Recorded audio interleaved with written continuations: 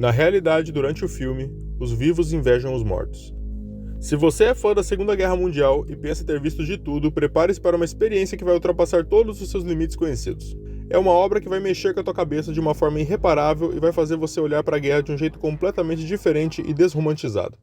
Estou falando de Vai e Veja, um filme soviético lançado em 1985 que retrata de forma contundente o que aconteceu na Bielorrússia em 1943.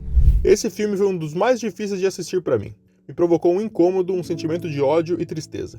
E como se as cenas já não fossem fortes o suficiente, a mixagem dos sons cria um ambiente que faz de entrar dentro da cabeça do menino, junto com a paranoia da guerra, o trauma, enfim. Mas o que torna esse filme tão especial?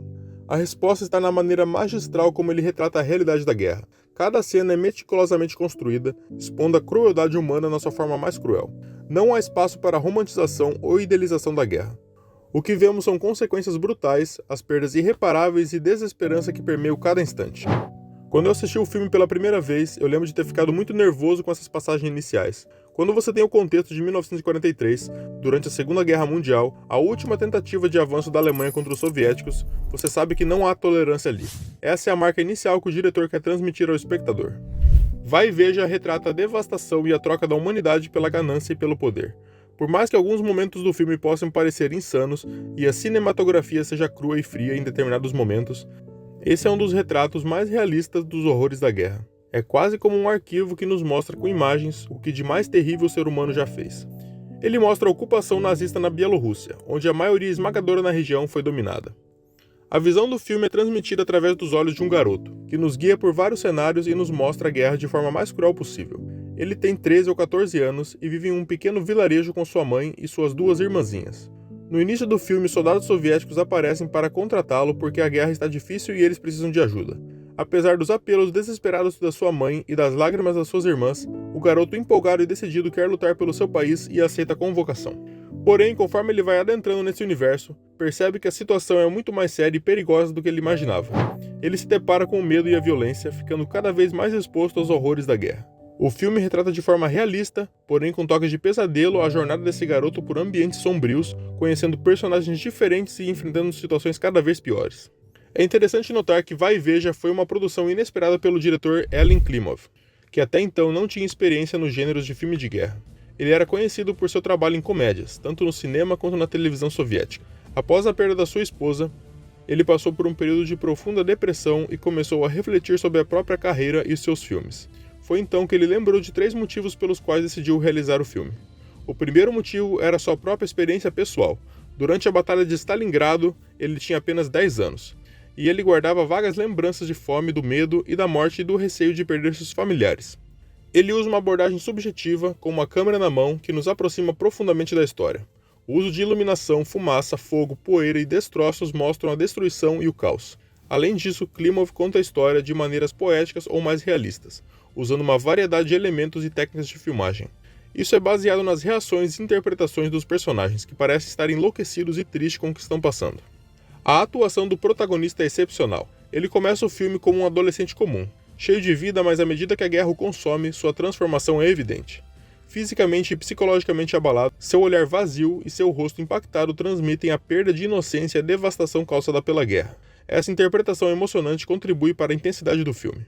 Os efeitos sonoros e a trilha sonora são usados de forma perturbadora, incomodando o espectador em diversos momentos. Não são aquelas trilhas bonitas e sutis. Pelo contrário, em explosões e cenas de ação, o som é desconfortável e, combinando com a trilha, cria uma atmosfera angustiante que acompanha a narrativa. O título original, curiosamente, seria Mad Hitler, mas foi alterado para Vai e Veja, para eliminar qualquer simpatia que alguém pudesse ter pelo ditador. No entanto, como era um título polêmico e pesado que podia não fazer justiça ao filme, a censura soviética não permitiu seu uso. Então, o diretor buscou inspiração na Bíblia e escolheu o título Vai e Veja. A partir de agora terá spoilers, então cuidado. A primeira grande decepção na vida de Fliora ocorre quando ele é deixado para trás no meio da floresta. Não se sabe ao certo se o chefe do grupo sentiu pena pelo garoto, embora seja difícil imaginar que alguém deixaria uma criança sozinha em meio ao nada por compaixão. Talvez tenha sido por achar que Fliora não teria valor algum e apenas atrapalharia. Independente do motivo, ele se vê em uma situação desesperadora. Ele está triste por não poder lutar pelo seu país e ao mesmo tempo perdido e ameaçado de morte. Em sua jornada solitária pela floresta, Fliora encontra uma jovem que também foi abandonada. O encontro é estranho, já que ambos estão emocionalmente abalados. No início, eles se comunicam apenas através de suas lágrimas, expressando a sua tristeza, mas logo começam a rir de forma quase psicótica, como se estivessem incrédulos com a situação que se encontram. A covardia de deixá-los para trás se torna ainda mais evidente quando as bombas começam a explodir ao redor. Os aviões alemães atacam e os dois correm desesperadamente, escapando por pouco da morte certa. Mesmo nesses momentos de perigo, é possível ver resquícios de inocência de Fliora, como quando eles aproveitam a chuva para se divertirem um pouco, rindo e tomando banho. Fliora decide retornar a seu vilarejo em busca de sua mãe e irmãs. No entanto, ao chegar lá, ele encontra apenas devastação.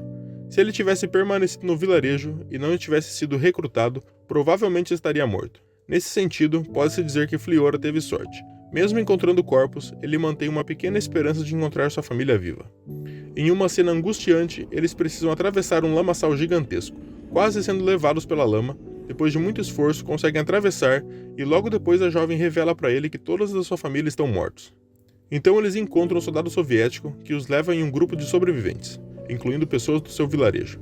É impressionante como mesmo entre os salvos do grupo, o caos é evidente.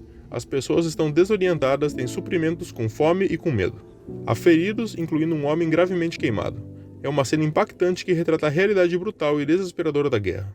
Nesse momento, Fliora está em um estado de desorientação total, deixando a vida levá-lo sem saber o que fazer. Ele está visivelmente perturbado, com o cabelo desgrenhado, e na tentativa de ser útil, ele se junta a outros 3 soldados para uma missão de busca por suprimentos, uma verdadeira questão de vida ou morte. Nesse momento, ele se despede brevemente de Graxa, incerto se voltará a vê-la. A situação é caótica, com tiros disparados de todas as direções pelos alemães. Um a um, os soldados vão sendo mortos, até restarem apenas Fliora e mais um companheiro. Eles conseguem roubar uma vaca de um fazendeiro e fogem com ela. Mas logo os alemães os avistam e atiram no companheiro de Fliora. Nem mesmo a pobre vaquinha é poupada, e seu sofrimento é evidente. Fliora consegue escapar mais uma vez. Ele encontra abrigo na casa de um senhor idoso, que o acompanha apressadamente, percebendo que os alemães estão se aproximando. Dentro da casa, a família do senhor está reunida, aguardando o destino incerto que lhes aguarda. Os alemães chegam e começam a impor seu domínio, aterrorizando o vilarejo e expulsando todos das suas casas. É uma cena grotesca em que o vilarejo inteiro é transformado em um celeiro improvisado, arrastando as casas sem nenhuma sutileza. Não é surpresa que todos sejam trancados no celeiro de madeira. Os alemães dão a opção de escapar pela janela para aqueles que queiram abandonar os seus filhos. É isso mesmo, para evitar a reprodução futura da raça daquele local. Apenas Fliora e algumas poucas pessoas conseguem escapar, enquanto os demais são deixados para trás. É uma cena de horror em que as crianças são arremessadas para fora e mulheres são arrastadas. Em seguida, ateiam fogo no celeiro, usando tiros e granadas também. Fliora é fotografado com os alemães, assim como ocorreu no início do filme com os soviéticos. No início da foto, ele está pálido, com uma arma apontada para ele. Provavelmente ele acreditou que aquele seria o seu fim, mas mais uma vez ele sobrevive, talvez por mero espetáculo. Após a partida dos alemães, Fliora vagueia pelo lugar devastado, perdido entre o mar de corpos. Ele se depara com o esquadrão soviético do início do filme, agora reduzido. E agora eles têm a chance de vingança. Um grupo de 11 alemães foi capturado pelos soviéticos, alguns implorando por suas vidas, dizendo que não fazem parte dos nazistas, enquanto outros confessam seus crimes. No final, os soldados soviéticos matam todos eles. A cena final é intensa. Fliora encontra um retrato digital no chão, em uma poça de água. Segurando um rifle, ele começa a atirar no retrato. A cada tiro, imagens reais da Segunda Guerra Mundial são mostradas, incluindo imagens fortes das vítimas e até mesmo do próprio Hitler, desde os primeiros anos do partido até a sua ascensão ao poder. A sequência demonstra como tudo começou de uma maneira aparentemente inofensiva, até se transformar em uma monstruosidade trágica.